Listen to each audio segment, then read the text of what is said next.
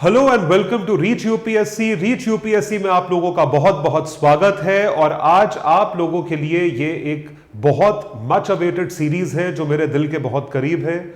मैं स्टूडेंट्स की वाकई में हेल्प करना चाहता हूं और उसी वजह से आपने एक सीरीज देखी रमेश सिंह सर की किताब के ऊपर, जिसके लेक्चर्स अभी भी चल रहे हैं। और अब ये जो monthly revision of current affairs है, जो कि मुझे लगा बहुत इंपॉर्टेंट चीज है आप सभी के लिए, इस वजह से मैं इस सीरीज को शुरू कर रहा हूं।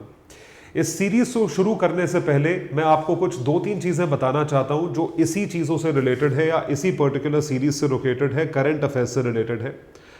जब मैं अटेम्प्ट देता था 2012-2013 में, तो उस टाइम पे इतने सोर्सेज नहीं थे, राइट? तो there was lack of resources. The problem was of lack of resources. तब आपके ये 365 और ये कंपाइलेशंस नहीं आते थे। अब 10 साल बाद 2024 में 2023 में problem is of abundance of resources. इतने रिसोर्सेज हैं, हर इंस्टीट्यूट की कंपाइलेशन और 365 आ गई है जिसकी कोई हद नहीं है और वो आप लोगों को कंफ्यूज करती है। इस वजह से मैंने एक स्पेशल सीरीज और स्पेशली क्यूरेटेड करंट अफेयर्स यहां पर आप लोगों के लिए स्पेसिफिकली शॉर्टलिस्ट करे हैं, एयरमार्क करे हैं, जिससे कि आप लोग करंट अफेयर्स को मंथली बेसिस पे रिवाइज कर सकें। मंथली बेसिस पे रिवीजन करने का मतलब यह है, जब आप करंट अफेयर्स को एक महीने के करंट अफेयर्स को रिवाइज करते हैं तो उसमें होता यह है कि आपका रिवीजन पूरे महीने का होता है। और दूसरा यह है कि आप उन टॉपिक्स पे फोकस करते हो जिन जिन टॉपिक्स पे रिपीटेटिव न्यूज आई है, लेकिन उस पे आप एक बार फोकस करते हैं। You don't have to do that on a daily basis. तो ऐसे में अगर मान लीजिए महीने में 3 बार फिस्कल डेफिसिट पे क्वेश्चन आया है या किसी और टॉपिक पे 3-4 बार आर्टिकल आया है, तो आप उस पर फोकस कर पाएंगे, अच्छे से फोकस कर पाएंगे। इन्हीं चीजों को मद्देनजर रखते हुए मैं ये सीरीज शुरू कर रहा हूं। तो इस सीरीज का लाभ आपको किस तरीके से मिलेगा, पहले ये जानते हैं। Let's understand how will you be able to make the maximum possible use of this series. Let me explain this to you. जब हम बात करते हैं करंट अफेयर्स की, तो करंट अफेयर्स में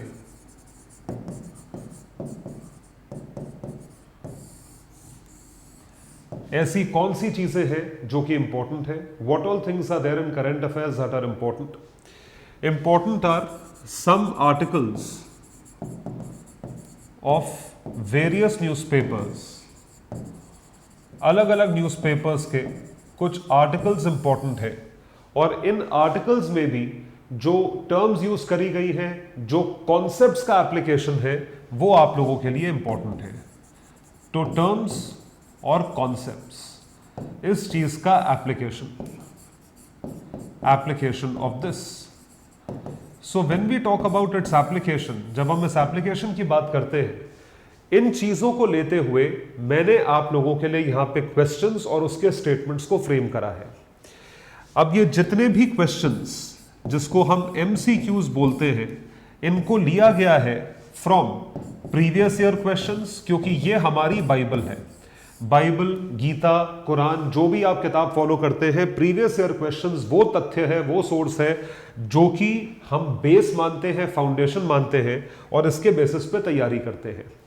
इन PYQs को मैं रिलेट कर सकता हूं जिन भी आर्टिकल से, उन आर्टिकल से मैंने इसे जोड़ा है और यहां पर इंक्लूड करा है। तो इस तरीके से करंट अफेयर्स के MCQs आप लोगों के लिए फ्रेम करे गए हैं। तो ये MCQs मेजॉरिटी बेसिस पे आपकी कॉन्सेप्चुअल क्लैरिटी पे फोकस करते हैं। They focus on your conceptual clarity. तो हम क्या करेंगे, हम क्यों लेंगे करंट अफेयर्स के आर्टिकल से और उस करंट अफेयर्स के आर्टिकल को अप्लाई करेंगे इस कॉन्सेप्ट के जरिए इस MCQ में। तो यहां पर आपके इन पर्टिकुलर क्लासेस या इन पर्टिकुलर सीरीज से दो पर्पस सॉल्व होते हैं। पहला पर्पस आपका करंट अफेयर्स कवरेज बढ़िया तरीके से होता है, करंट अफेयर्स कवरेज हैपेंस।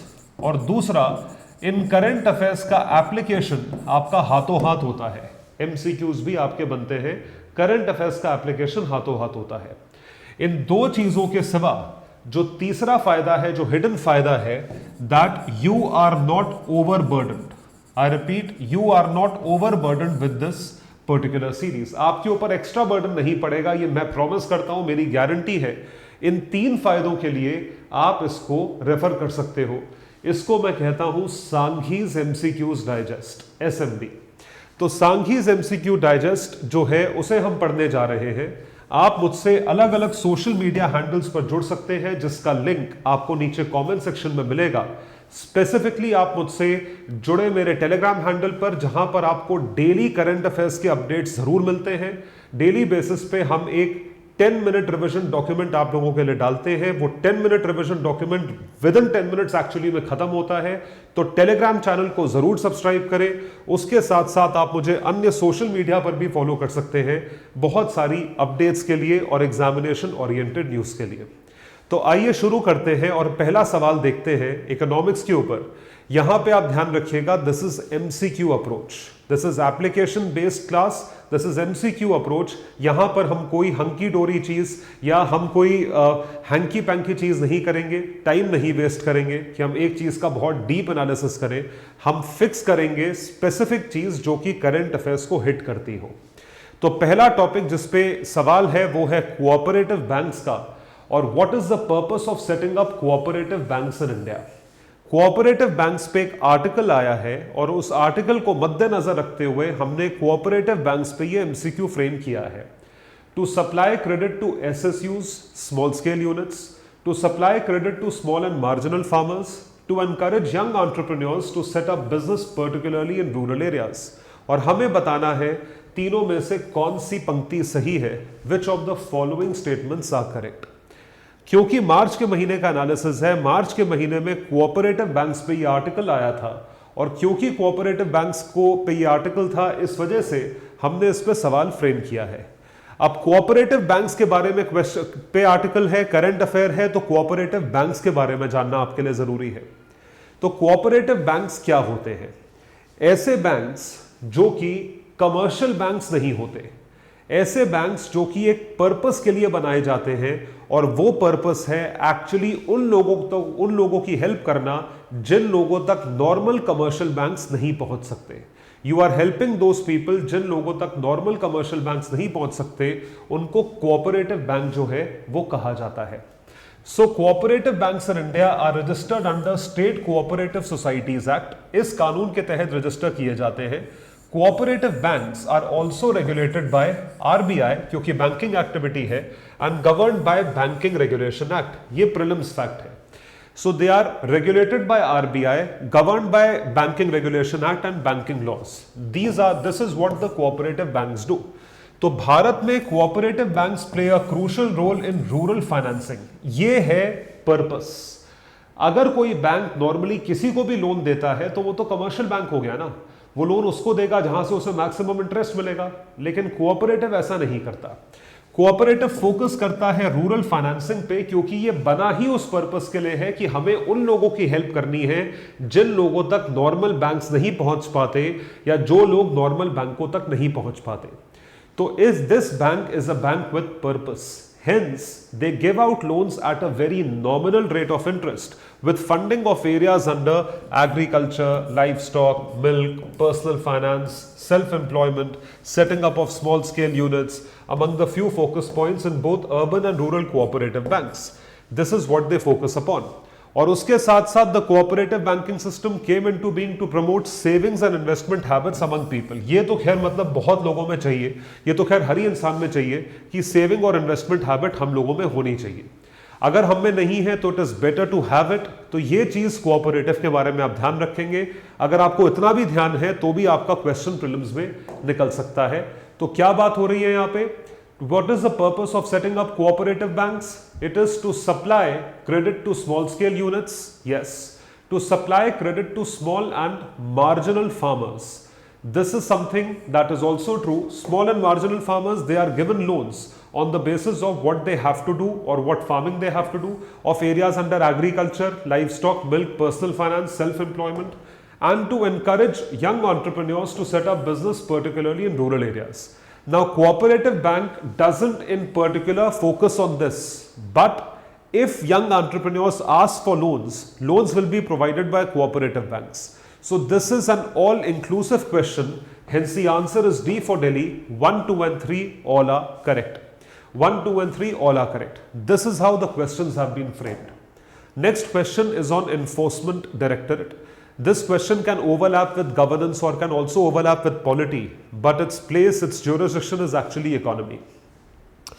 आजकल तो आपने देखा है कि मतलब ईडी सबके पीछे पड़ी हुई है, ईडी ने यहां रेड मार दी, ईडी ने वहां रेड मार दी, तो ईडी भी चर्चा में है, ईडी भी आर्टिकल में है। तो ईडी किस पे ऑपरेट करती? किसी ने मर्डर कर दिया, उसके पीछे ईडी भागेगी। किसी ने करप्शन किया है, क्या उसके पीछे ईडी भागेगी या पुलिस भागेगी या सीबीआई भागेगी? मतलब ईडी कौन सी दफा पे अप्लाई करती है या किन चीजों पे अप्लाई करती है, यह जानना बहुत जरूरी है। तो एनफोर्समेंट डायरेक्टरेट की यदि बात करी जाए तो एनफोर्समेंट डायरेक्टरेट एक ऐसी संस्था है जो कि कुछ कानूनों को, सम लॉज विच अप्लाई, उन लॉज के एप्लीकेशन के बेसिस पे यहां पर फोकस करती है। वो लॉज कौन से हैं? What are those laws of enforcement directorate? वो लॉज हैं prevention of money laundering act, foreign exchange management act, COFEPOSA act. तो इस तरीके के कानूनों में जो लोग फंसते हैं या इन कानूनों को जो लोग वायलेट करते हैं, उनके पीछे ईडी जाती है। तो अगर किसी नेता के पीछे, किसी सेक्रेटरी के पीछे या किसी बिजनेसमैन के पीछे ईडी पड़ी हुई है, तो आप ये समझ लीजिए उन्होंने किसी ना किसी, इनमें से किसी कानून के ऊपर जो है वायलेशन किया है। तो ईडी को लेके ये 3 स्टेटमेंट्स हैं और देखिए सवाल क्या पूछ रहा है, how many of the statements are incorrect? कौन सा स्टेटमेंट गलत है? आइए देखते हैं। तो Kejriwal skips ED summons in DJB, ये तब की बात है, मार्च का अखबार है, इसलिए ये बात हो रही है। अब तो केजरीवाल साहब जेल में है। So enforcement directorate is a multi disciplinary organization mandated with investigation. अब इन्वेस्टिगेशन, छानबीन किस चीज की है? Money laundering. मनी लॉन्ड्रिंग का मतलब है ब्लैक मनी को किस तरीके से घुमाया जाता है, उसको मनी लॉन्ड्रिंग कहते हैं। तो मनी लॉन्ड्रिंग की एक्टिविटी ईडी के अंतर्गत आती है। And violations of foreign exchange laws, foreign exchange laws का वायलेशन भी ईडी के अंतर्गत आता है। Presently it is under the administrative control of department of revenue under ministry of finance. ये सब पीटी फैक्ट है कि कौन ईडी को कंट्रोल करता है, फाइनेंस मिनिस्ट्री करती है। और ईडी एक स्टैट्यूटरी बॉडी नहीं है, it is not a statutory body. तो ईडी के फंक्शंस क्या हैं? आपने कानून ऊपर देखे, मनी लॉन्ड्रिंग और उसके साथ साथ फॉरेक्स वायलेशन। तो मनी लॉन्ड्रिंग के केसेस कहां पे आते हैं? मनी लॉन्ड्रिंग के केसेस आते हैं जैसे PMLA, prevention of money laundering act, to undertake survey, search, seizure, arrest, prosecution, सब कुछ action against a person who has been tried, जिसके ऊपर पीएमएलए की दफा लगी है। अगर किसी के ऊपर फेमा, पहले फेरा था अब फेमा हो गया है, फेमा की दफा लगी है, वायलेशन के केसेस है फॉरेन एक्सचेंज मैनेजमेंट एक्ट के, उसके पीछे भी ईडी जाएगी। और तीसरा है कॉफेपोसा। Coffeposa is also with respect to foreign exchange smuggling, conservation of foreign exchange and prevention of smuggling activities, जो इंटर कंट्री स्मगलिंग होती है। इलीगली आप कोई गुड ले आए, बिना ड्यूटी दिए गुड ले आए, ठीक है, ड्रग्स ले आए, कोई फॉरेन एक्सचेंज करेंसी ले आए, करेंसी जो कि एक ड्यू लिमिट से ज्यादा थी। तो ये सारी की सारी चीजें आती हैं under enforcement directorate. Offence of money laundering and violations of forex laws. ED cannot take an action suo motu, highly important. ED अपने आप एक्शन नहीं ले सकती। ED can only take action अगर कोई उसमें कंप्लेंट फाइल करे तो। अगर ईडी के पास प्रूफ भी पड़ा है तो भी ईडी एक्शन नहीं ले पाएगी जब तक आप जाके कंप्लेंट ना करें। जैसे पुलिस के पास जाके जब तक आप एफआईआर नहीं करोगे तब तक पुलिस एक्शन नहीं ले सकती। सिमिलरली ईडी जो है सुओ मोटो का मतलब है अपने आप एक्शन नहीं ले सकती। One has to complain to any agency और police first and then ED will investigate the matter and will identify the accused. Recruitment for the officers is done by drawing officers from investigation agencies जैसे CBI से, police से, IRS, IPS, IAS, ये सब लोग आते हैं। तो ED के ऑफिसर्स का टेन्योर 2 साल होता है और डायरेक्टर्स टेन्योर जो है 2 से 5 साल तक एक्सटेंड हो सकता है एनफोर्समेंट डायरेक्टरेट का। आइए देखें कि स्टेटमेंट्स क्या पूछते हैं। So regarding enforcement directorate, it is a statutory body एनफोर्सेस the provisions of prohibition of बेनामी प्रॉपर्टी ट्रांजैक्शंस एक्ट। ये जैसे ही स्टैट्यूटरी बॉडी लिखा जाता है स्टेटमेंट हो जाता है गलत। This statement is wrong. और आपको जैसे ध्यान होगा पूछा क्या गया है, incorrect. It is mandated with the task of enforcing provisions of forex act and prevention of money laundering act. तो जैसे मैंने आपको बताया 3 कानून हुए, फेरा, foreign exchange management act, PMLA act और कॉफेपोसा, इन 3 कानूनों का उल्लंघन यदि होता है तो वो ईडी के अंतर्गत ट्राई करा जाता है। ईडी ही सर्च करती है, सीजर करती है, जरूरत पड़े तो अरेस्ट करती है, पूरी छानबीन ईडी करती है।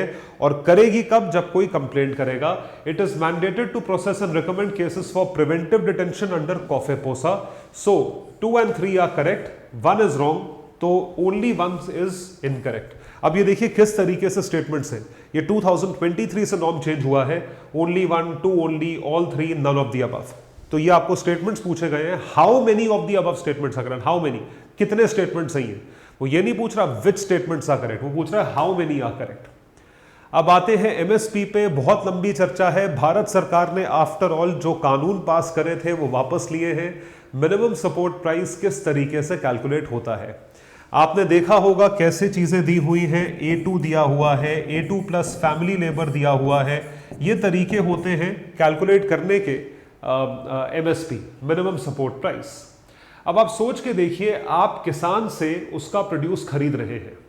यदि आप किसान से उसका प्रोड्यूस खरीद रहे हैं तो उसका प्रोड्यूस मतलब कौन खरीद रहा है उसका प्रोड्यूस? भारत सरकार, फूड कॉर्पोरेशन ऑफ इंडिया किसान से उसका प्रोड्यूस खरीदती है, तो उसको पे करती है।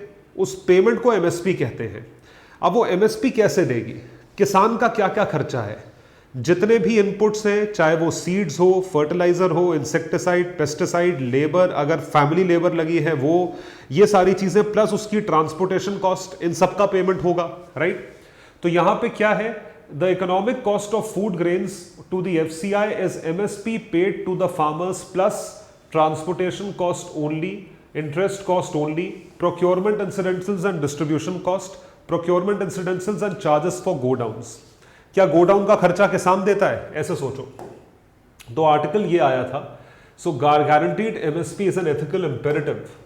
तो MSP, it is a form of market intervention by government to ensure agricultural producers against any sharp fall in farm prices. कि फाप अगर भाई देखो एमएसपी पे किसान, मैं किसान हूं, मैं सरकार को बेच रहा हूं, मैं क्यों बेचूंगा सरकार को? क्योंकि मुझे सरकार से बेटर रेट मिल रहा है, मंडी से ज्यादा रेट मिल रहा है। अगर मैं मंडी में बेचूं, अगर मुझे मंडी से ज्यादा रेट मिल रहा है तो मैं मंडी में बेच दूंगा। तो एमएसपी का यह फायदा रहता है, अगर आपको मंडी में ज्यादा रेट ना मिल रहा हो तो आप किसान को बेचते हो। MSP are announced by government of India at the beginning of the sowing season, मतलब उगने के पहले, onset of the sowing season for certain crops. कुल मिला के 22 क्रॉप्स के ऊपर एमएसपी अनाउंस होता है, और एक शुगर केन के ऊपर भी एमएसपी टाइप ही प्राइस होता है, उसे एफआरपी कहते हैं, फेयर एंड रेम्युनरेटिव प्राइस, वो अनाउंस होता है। और रिकमेंडेशंस आते हैं सीएसीपी से, commission for agricultural cost and prices. MSP is price fixed by government of India to protect the producer farmers, की अगर मार्केट में प्राइस बहुत कम हो जाए तो आप सरकार को एमएसपी पे भेज दो, आपका नुकसान नहीं होगा। Against excessive fall in price during the bumper production years. The government now fixes MSP for 23 crops, 22 + 1 है एक्चुअली, इसको आप ध्यान रखोगे। अगर इन 23 क्रॉप्स पे आपको मंडी में, ओपन मार्केट पे कहीं पर भी कम दाम मिल रहे हैं तो आप सरकार को एमएसपी पे बेच सकते हो। ये चीज यहां पे करी जाती है। So government announces MSP for 23 crops. Effective MSP linked procurement occurs mainly for wheat, rice, cotton. Majorly in 3 चीजों के लिए होता है, उसमें से भी व्हीट और राइस के लिए मैक्सिमम होता है। Procurement is limited to few states, हालांकि होता तो सारे स्टेट्स के लिए ही है। Due to limitations on the procurement side, crop wise and state wise, even after having an open ended procurement. बात यह हो रही है कि एमएसपी फिक्स कैसे किया जाता है। भाई किसी भी इंसान को आपको उसका प्राइस देना है तो आप कैसे कैलकुलेट करोगे? अगर किसी से आपने कुछ आइटम खरीदा है कि भाई इसने कितने का खरीदा होगा, इसकी दुकान इंफ्रास्ट्रक्चर की कॉस्ट क्या होगी, इसका ट्रांसपोर्टेशन कॉस्ट क्या होगा, लेबर कॉस्ट क्या होगा, ओवरहेड्स क्या होंगे, उसके बेसिस पे होता है। सिमिलरली एमएसपी भी होता है। Economic cost of food grains consist of 3 components, 3 चीजें होती हैं। पूल्ड कॉस्ट ऑफ ग्रेन्स, जितनी भी कॉस्ट ऑफ ग्रेन्स है pooled, which is the weighted MSP of the stock of food grains available with FCI, जो भी कॉस्ट ऑफ फूड ग्रेन्स है, ठीक है। Procurement incidentals and cost of distribution, 2 चीजें हैं। प्रोक्योरमेंट इंसिडेंटल्स का मतलब है फार्मर को प्रोक्योर करने के लिए कितना पैसा देना पड़ा, वो पूरा प्रोक्योरमेंट को देखा जाता है। प्लस कॉस्ट ऑफ डिस्ट्रीब्यूशन, की कॉस्ट जो फार्मर को कॉस्ट लगती है डिस्ट्रीब्यूट कराने की, वो। Procurement incidentals and distribution cost, ये मोस्ट लेजिबल चीज है जो आप किसान को पे करोगे to the Food Corporation of India, MSP and bonus if paid to the farmers, कि आप फार्मर्स को ये पे करोगे MSP plus procurement incidentals and distribution cost, ये चीज पे की जाती है। फिर बारी आती है इन्फ्लेशन के ऊपर। Consider the following statements.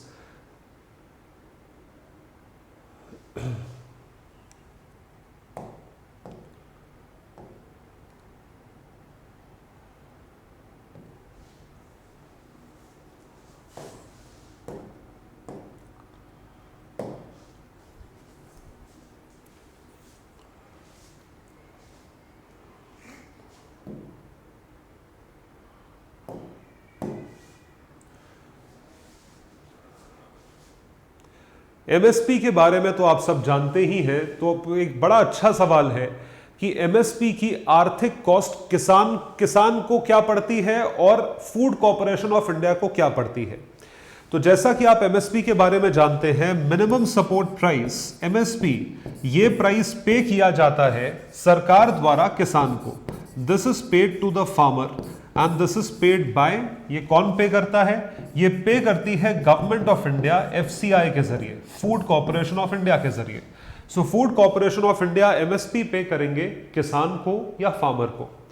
अब ये एमएसपी को food Corporation of India distribute करती है और इसको फिक्स करने के लिए कुछ एजेंसीज इन्वॉल्व रहती हैं, जैसे commission for agricultural cost and prices. सवाल ये पूछ रहा है कि एमएसपी की cost food Corporation of India को कितनी पड़ी, मतलब इस पर्टिकुलर प्रोक्योरमेंट जो भी आपने खरीदा है, इसकी कॉस्ट, आर्थिक कॉस्ट, फूड ग्रेन्स की कॉस्ट जो है एफसीआई को कितनी पड़ी। अब एफसीआई के लिए जो कॉस्ट है, एक तो कॉस्ट हो गई एमएसपी को जो कि चली गई किसान को, फार्मर्स को, प्लस और भी कुछ कॉस्ट होती होगी। व्हाट इज दैट कॉस्ट, वो कॉस्ट कौन सी है जो और इसकी कॉस्टिंग है, उस कॉस्टिंग को यहां पे ऐड करते हैं तो हमारी economic cost of food grains आती है जो कि एफसीआई को पड़ती है। तो तब एमएसपी काफी न्यूज में था, इस वजह से यह सवाल फ्रेम किया गया है या सवाल दिया गया है।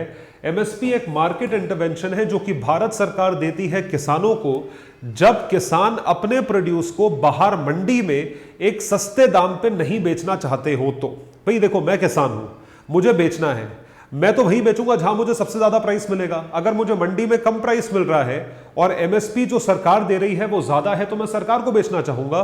तो मेरे लिए एमएसपी एक इंश्योरेंस है, to ensure agricultural producers against any sharp fall in farm prices. The MSP are announced by government of India at beginning of sowing season, season शुरू होने से पहले, और CACP, commission for agricultural cost and prices के recommendation पे fix होता है। MSP जो है इन टोटालिटी 23 क्रॉप्स पे होता है। इनफैक्ट 23 भी नहीं, 22+1, ऐसा कहा जाए, 22+1 क्रॉप्स पे होता है। 22 का मतलब होता है 22 क्रॉप्स जो कि जिन पे एमएसपी होता है, और एक क्रॉप है, उसे क्रॉप नहीं शुगर केन बोलते हैं, इस पे एफआरपी होता है, fair and remunerative price. So the government fixes MSPs, but it is not legally bound to pay these even in open market rates, for these said produce are ruling below of the announced floor prices. So while the government announces MSP for 23 crops, effective MSP linked procurement occurs mainly for wheat, rice and cotton. Normally जो criticism है MSP का कि आप announce तो 22 crops पे करते हो, लेकिन पे सिर्फ गेहूं, चावल और कॉटन के लिए करते हो, या आप पे सिर्फ और सिर्फ कुछ किसानों को करते हो या कुछ राज्यों के किसानों को, only some states, few states, crop wise and state wise आप करते हो। तो इसकी कॉस्ट एफसीआई को कैसे पड़ती है? एफसीआई ने एक तो एमएसपी दिया, तो cost of grains which is the weighted MSP जो आपने दिया, प्लस एफसीआई का प्रोक्योरमेंट इंसिडेंटल्स, प्रोक्योर करने की जो कॉस्ट है, ट्रक पहुंचाना, ट्रक में जो ड्राइवर बैठा है उसकी कॉस्ट, प्रोक्योरमेंट कॉस्ट, और कॉस्ट ऑफ डिस्ट्रीब्यूशन कि वहां से लेकर ट्रांसपोर्ट करके वेयरहाउस गोदाम तक लेके जाना या गोदाम से आगे लेकर जाना। तो economic cost of food grains to FCI is MSP and bonus paid to farmers plus procurement incidentals and distribution cost, दोनों चीजें आती हैं। सो सी इज करेक्ट, सी जो है वो सही है। फिर बारी है इन्फ्लेशन की। Consider the following statements. Weightage of food in CPI is higher than that in WPI. जो फूड का वेटेज है सीपीआई में वो डब्ल्यूपीआई से हायर है। ये देखिए ये कॉमन सेंस का स्टेटमेंट है। अगर आपने इन्फ्लेशन थोड़ा भी पढ़ा हो, होलसेल प्राइस इंडेक्स में 3 आर्टिकल्स आते हैं। मैन्युफैक्चर्ड प्रोडक्ट्स का हाईएस्ट वेटेज होता है, फिर फूड प्रोडक्ट्स होते हैं, फिर फ्यूल प्रोडक्ट्स होते हैं। ये WPI होता है। कंज्यूमर प्राइस इंडेक्स जो कंज्यूमर आपको और हमें इंपैक्ट करता है, उसमें भी यही आइटम्स होते हैं, लेकिन कंज्यूमर को इंपैक्ट मैक्सिमम करने वाली चीज होती है खाना, फूड आइटम्स। इस वजह से फूड आइटम्स को ज्यादा वेट कंज्यूमर के लिए दिया जाता है, क्योंकि कंज्यूमर को क्या मैटर करता है? कंज्यूमर के लिए स्टील महंगा हो गया ये मैटर नहीं करता। गरीब आदमी को स्टील मैटर करेगा क्या? नहीं करेगा। मिडिल क्लास को स्टील मैटर करेगा? स्टील महंगा हो गया है, एल्यूमिनियम महंगा हो गया है, कॉपर हो गया, हमें क्या फर्क पड़ता है? हमें फर्क पड़ता है अगर खीरा महंगा हो गया है, दाल महंगी हो गई है, ठीक है, अगर हमें चावल महंगा हो गया है, तो इन चीजों से फर्क पड़ता है। हेंस कंज्यूमर प्राइस इंडेक्स में ये लेजिटिमेट है, लॉजिकल है कि उसमें पहले क्या आएगा, उसमें CPI में वेटेज जो है वो फूड आर्टिकल्स का ऊपर आएगा। WPI does not capture changes in the prices of services which CPI does. Statement is correct. जिस तरीके से गुड्स, टैंजिबल चीजें महंगी होती हैं, उसी तरीके से सर्विसेज भी महंगी होती हैं। लेकिन सर्विसेज की महंगाई, जैसे कि टेलीफोन बिल बढ़ गया, वाईफाई सर्विस बढ़ गई, बैंकिंग सर्विस के चार्जेस बढ़ गए, ये सब सर्विसेज है ना। तो ये सब सर्विसेज जो है, आप मान के चले WPI में सर्विसेज इंक्लूड नहीं होती। सर्विसेज महंगी होती है, लेकिन WPI का जो मेजर है उसमें सिर्फ गुड्स इंक्लूड करते हैं, लेकिन सर्विसेज को CPI में इंक्लूड करा गया है, क्योंकि आपको और हमें इंपैक्ट करता है। हालांकि WPI में भी इंपैक्ट करता है, होना चाहिए था, बट उसमें है नहीं। RBI has now adopted WPI as its key measure of inflation and to decide on changing the key policy rates. हमें बताना है करेक्टनेस। तो आइए देखते हैं, इन्फ्लेशन पे ये आर्टिकल आया था, बड़ा आर्टिकल था, अच्छा आर्टिकल था, तो उसको लेके चीजें हैं यहाँ पे। तो CPI जो है वो रिलीज करता है सेंट्रल स्टेटिस्टिक्स ऑफिस, जो कि MOSPI में आता है। Consumer price index price level को मेजर करता है consumer goods, basket of consumer goods and services bought by house holds. तो सर्विसेज भी यहाँ पर आती हैं। तो टाइम टू टाइम किस तरीके से चेंजेस होते हैं वो यहां पर आते हैं। इस तरीके से इन्फ्लेशन CPI का कैलकुलेट होता है, और WPI में मैन्युफैक्चरर्स और होलसेलर्स जो प्राइसेस पे करते हैं, इनके लिए इन्फ्लेशन कैलकुलेट होता है। ये सिर्फ कमोडिटी प्राइसेस लेता है, जिसका बेस ईयर है 2011-12। Office of economic adviser DPIIT, ministry of commerce and industries, WPI's nodal office for compilation and release. तो ये आप ध्यान रखेंगे कि कौन रिलीज करता है। WPI मंथली बेसिस पे रिलीज किया जाता है। CPI WPI का फर्क यह है कि WPI सर्विसेज नहीं लेता, CPI लेता है। CPI में फूड आर्टिकल्स का ज्यादा वेटेज है, WPI में कम है। And WPI more weightage is given to manufactured goods, CPI में खाने को, फूड आइटम्स को ज्यादा वेटेज दिया जाता है। तो ये चीज आप ध्यान रखेंगे। This is what you will remember. RBI has now adopted WPI. No, it is CPI that RBI has adopted for its key policy rates. So 1 and 2 are correct, जो मैंने आपको बताया था। कोल सेक्टर पे एक सवाल है, ये PYQ है, बड़ा अच्छा क्वेश्चन है। Coal sector was nationalized by Government of India under Indira Gandhi. Now coal blocks are allocated on lottery basis. Lottery मतलब जब आपने एक सबकी पर्चियां बनाई, उसमें डाली, और जिसकी लॉटरी निकली उसको कोल ब्लॉक चला गया। ऐसा नहीं होता, ऐसा कभी नहीं होता सरकार में, ऑक्शन बेसिस पे होता है। Till recently India imported coal to meet shortages of domestic supply, but now India is self sufficient. ये एक जो है स्वीपिंग स्टेटमेंट है। भारत ना कभी सेल्फ सफिशिएंट था, आगे भी नहीं होगा। कोयला जो हम इंपोर्ट करते हैं, that is not because of lack of quantity. Quantity of coal Bharat में बहुत है, लेकिन जो क्वालिटी ऑफ कोल है वो नहीं मिलती। यहां पे मैं आपको ये बता दूं, आपको पता होना चाहिए कि कोयला 4 क्वालिटी का होता है: बिट्यूमिनस, एंथ्रासाइट, लिग्नाइट, पीट।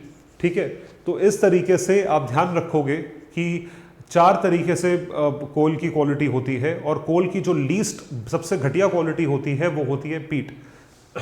सो सेल्फ सफिशिएंट भारत नहीं है। 2 और 3 वैसे ही गलत हो गए। तो देखिए इस आर्टिकल से आया था, purchases of Russian coking coal hit record. Coking coal हम इंपोर्ट करते हैं।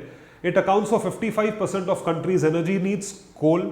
कोल को जला के जो बिजली प्रोड्यूस होती है उसे थर्मल एनर्जी कहा जाता है, और वो थर्मल पावर प्लांट्स में जनरेट होती है। Country's industrial heritage was built upon indigenous coal. Coal is the most abundant and abundant fossil fuel in India.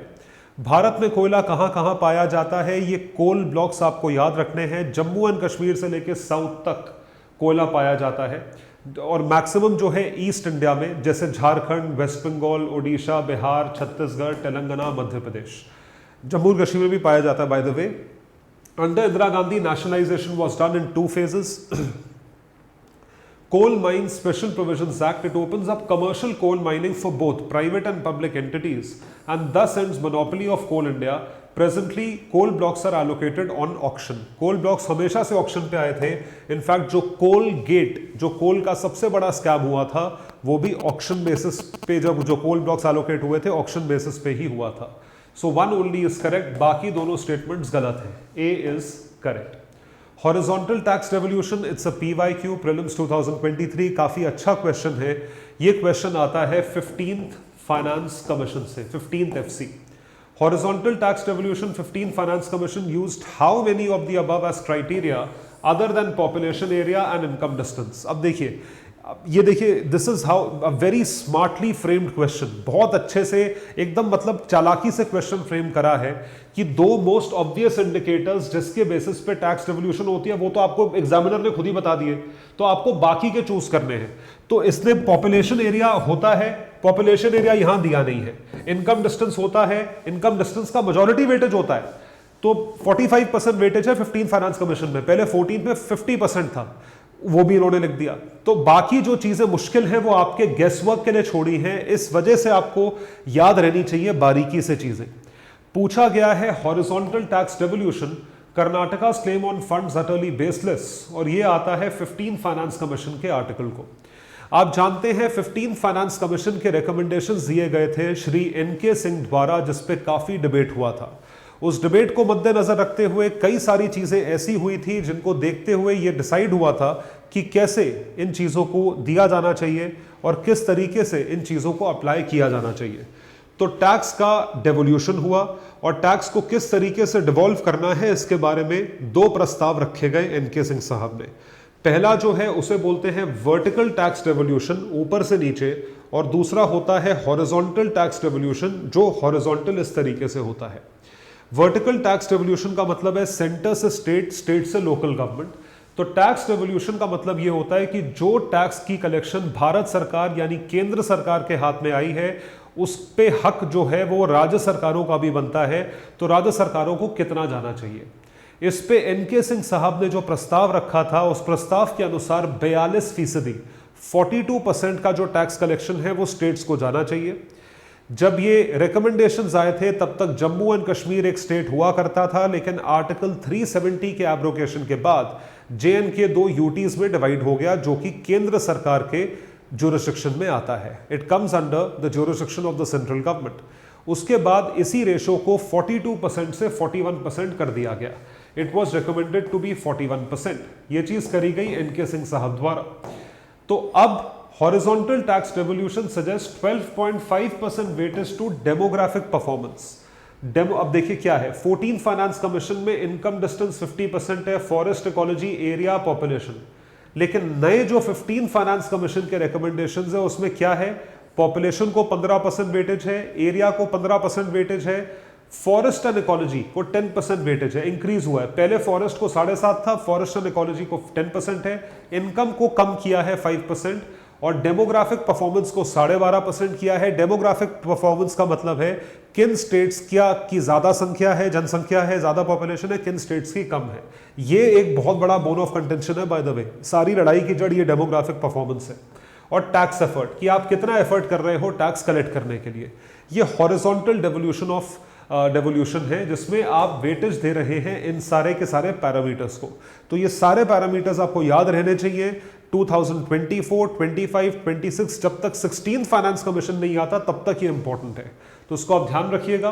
तो यहां पे पॉपुलेशन और इनकम डिस्टेंस दिया है, इसके सिवा demographic performance yes, forest ecology yes, governance reforms no, stable government no, tax and fiscal efforts yes. तो 3 हैं, ओनली 3 आर करेक्ट। बहुत अच्छे से क्राफ्टेड क्वेश्चन है, हालांकि सिंपल क्वेश्चन है, लेकिन अगर आप तुक्का मारने वाले हो तो ये क्वेश्चन फिर अटेम्प्ट करने लायक नहीं है, गलती होने के चांसेस बहुत ज्यादा हैं। Foreign portfolio investment, consider the following statement. FPI does not give investors direct ownership of a companies assets. FPI क्या होता है? किसी ने यहां बैठे बैठे अमेरिका में माइक्रोसॉफ्ट के शेयर्स खरीदे, यूएस के लिए वो इन्वेस्टमेंट एफपीआई इन्वेस्टमेंट कहलाएगी। Portfolio investors cannot exceed 10% of an equity of an Indian company, ये स्टेटमेंट बिल्कुल सही है। देखिए हमेशा याद रखिएगा, अगर 10% से ज्यादा इक्विटी यानी ओनरशिप, हिस्सेदारी आपने किसी कंपनी की दूसरे देश में खरीदी तो उस निवेश को या उस पैसों को एफडीआई, फॉरेन डायरेक्ट इन्वेस्टमेंट का नाम दिया जाता है। अगर वो 10% से कम होता है तो उसे हम एफआईआई, एफपीआई का दर्जा देते हैं। FPIs are permitted to invest in government securities with a minimum residual maturity of 1 year. FPIs are also permitted to invest in T-bills. ये आपके काफी कॉन्सेप्ट्स को क्लियर करेगा। FPIs and equities in March so far 38,000 crore FPIs का investment सिर्फ मार्च के महीने में आया था।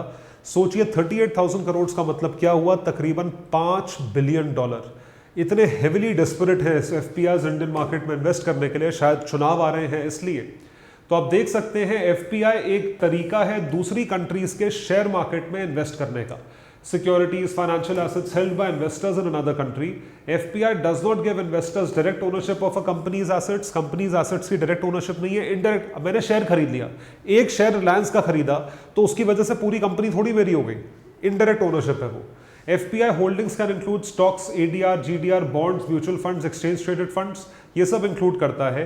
FPI includes investment groups like FII, QFI, ये सब भी इसमें आते हैं। तो ये चीज आप ध्यान रखेंगे कि FPI are permitted to invest in government securities with a minimum residual maturity of 1 year, मतलब कम से कम इनका इन्वेस्टमेंट 1 साल के लिए होना चाहिए। However, FPIs have been prohibited from investing in T-bills. FPI can invest in privately placed bonds if listed in 15 days. FPIs unlisted shares में invest नहीं कर सकते। ये चीज काफी इंपॉर्टेंट है क्योंकि देखिए क्वेश्चन आया हुआ है, they are permitted to invest in T-bills is wrong, ये आप ध्यान रखें। FPI does not give investors direct ownership of a company's asset, statement is correct. Portfolio investors cannot exceed 10% of equity, this is also correct। 10% से ऊपर हो गया तो FDI हो जाएगा। और FPIs are permitted to invest in G6 with minimum residual maturity of 1 year. 1, 2 and 3 are correct. D for Delhi is correct. Cultivation of crop, इस type के क्वेश्चंस यूपीएससी को पूछने का बड़ा शौक हो गया है। ये क्या होता है देखिए। ये देखिए अब ये क्रॉप कहाँ उगता है, क्या है, तो it is like who am I, identify me. The crop grows in the region between tropic of cancer and tropic of capricorn, मतलब ट्रॉपिकल क्रॉप है।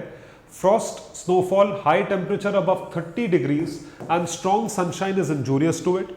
It requires hot and humid climate and rainfall from 150 to 250 centimeters for its growth.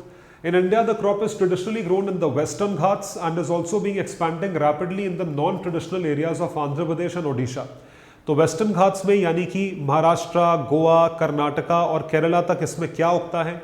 Cotton उगता है। Which one of the following is the crop? So, is it coffee, jute, sugarcane या T? T कहाँ पाया जाता है? T पाया जाता है दार्जिलिंग में, नॉर्थ में। टी इनफैक्ट साउथ में भी पाया जाता है। कॉफी सिर्फ साउथ में, कर्नाटका में पाई जाती है, बाबू बुदान हिल्स। तो देखिए coffee cultivation, it is talking about coffee. Coffee grows in the tropics region between Cancer and Capricorn. India ranks 6th among the world's 80 coffee-producing countries with some of the finest Robusta and some top-notch Arabica cultivated.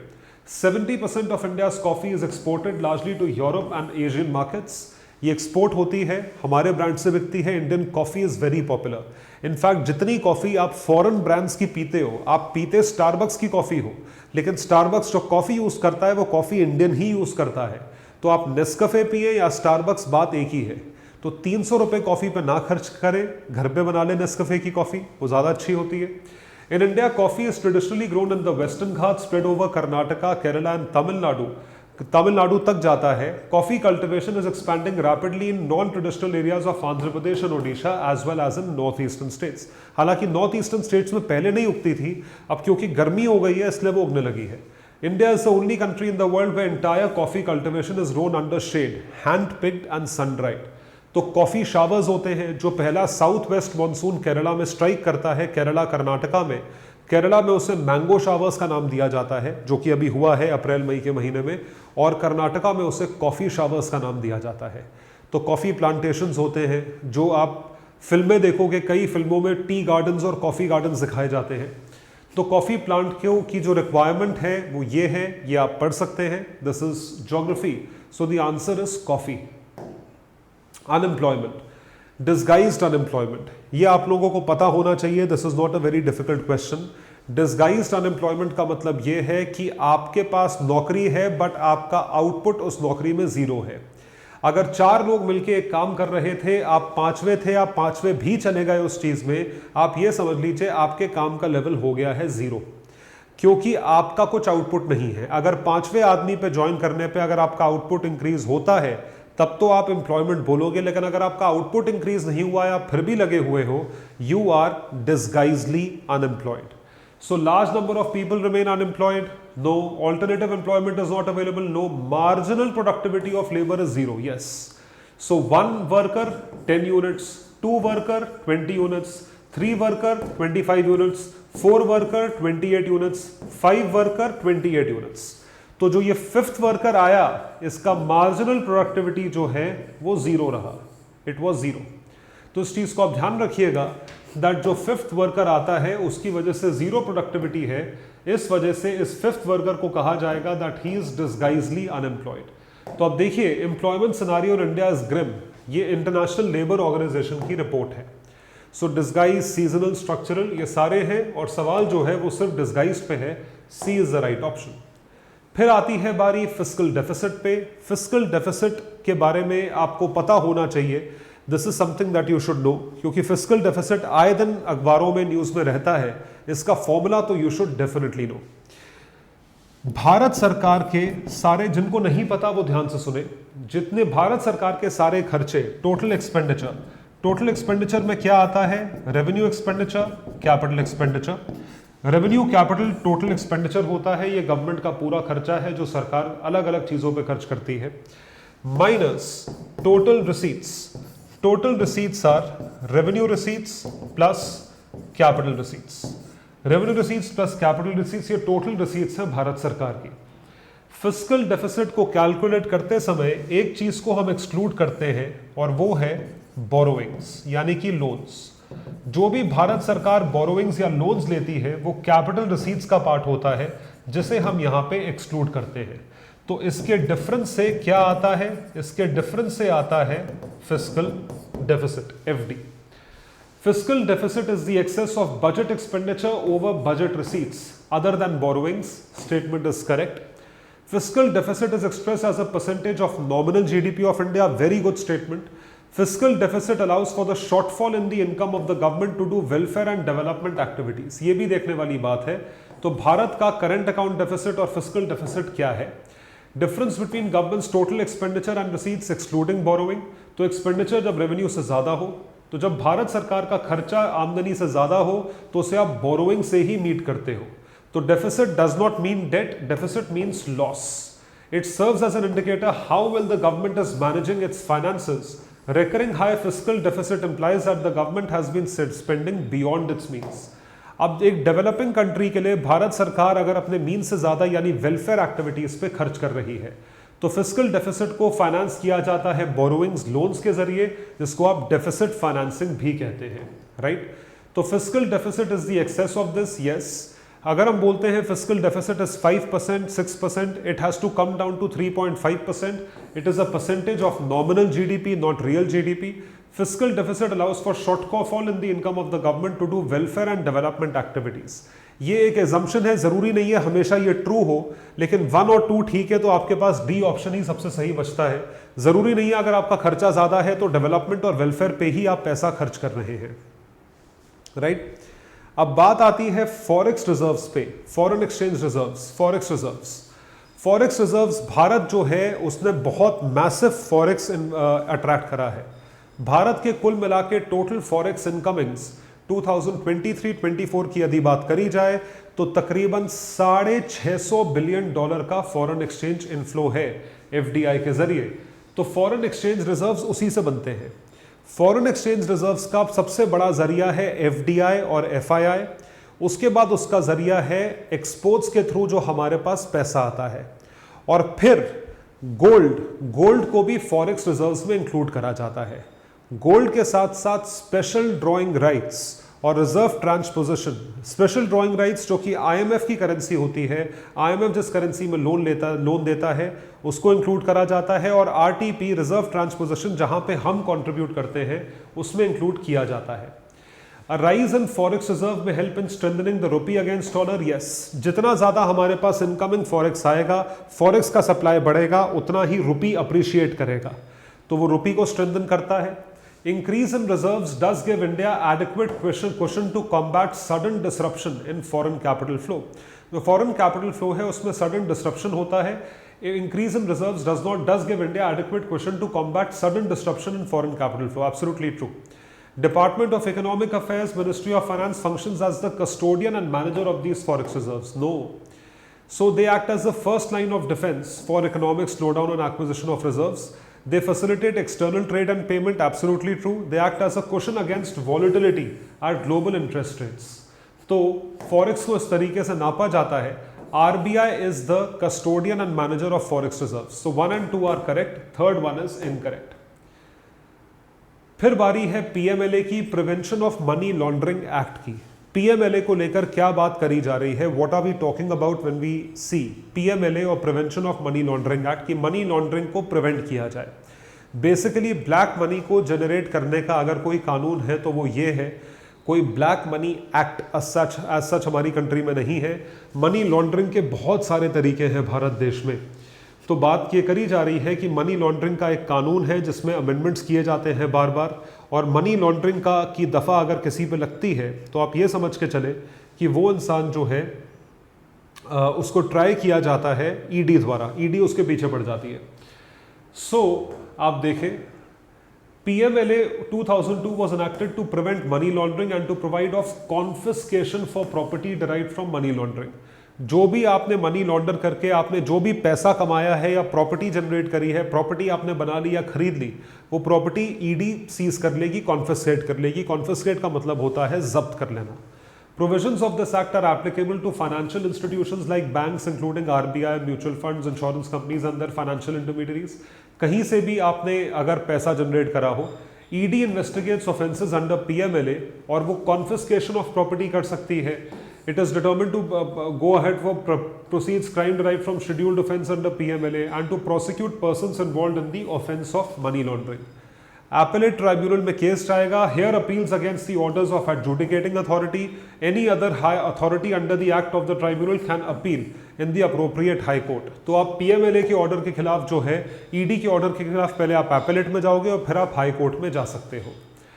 So act enables government authorities to confiscate property, yes, assets earned from illegal sources. ED of Finance Ministry is responsible for investigating the offences of money laundering under PMLA. This is also correct.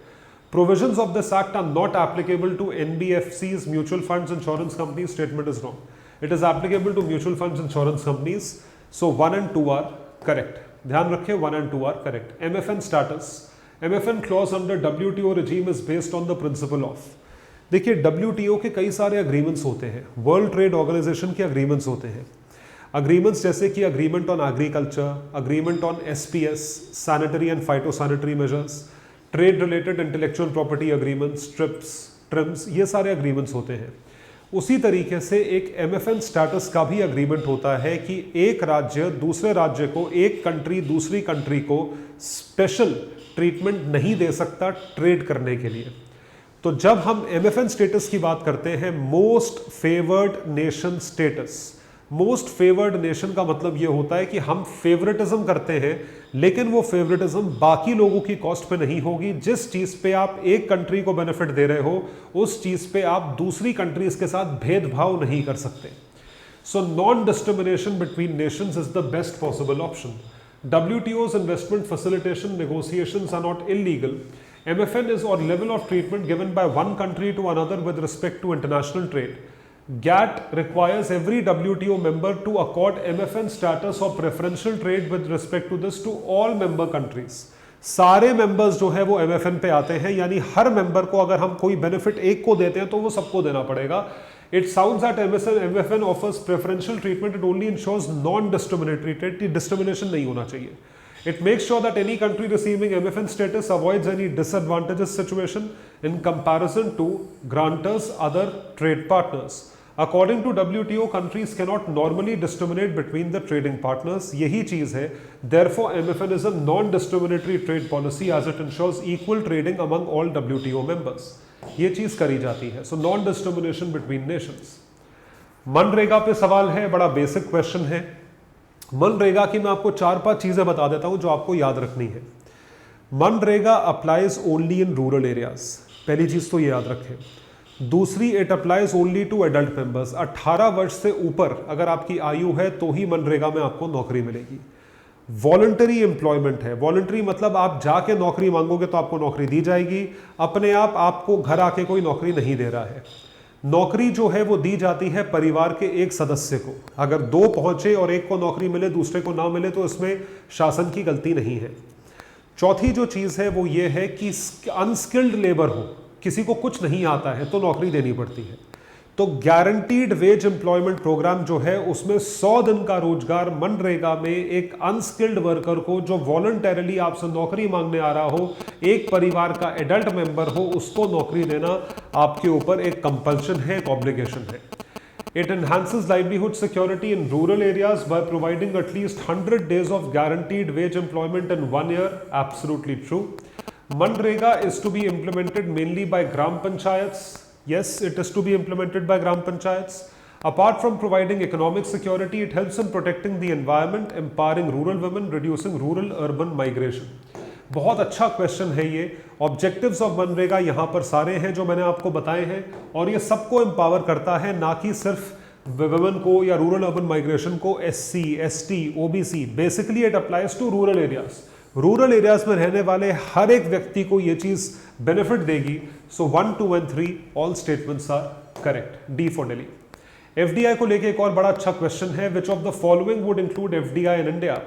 FDI की हमारी country में foreign investment आ रहा है. इसके 3-4 examples है, मैं आपको बताता हूं. किसी बाहरी कंपनी ने, फॉरेन कंपनी ने यदि इंडियन कंपनी को अक्वायर करा, उसको FDI इन्वेस्टमेंट बोलते हैं. पैसे भेजेगा, पैसे देगा अक्वायर एक्विजिशन के लिए.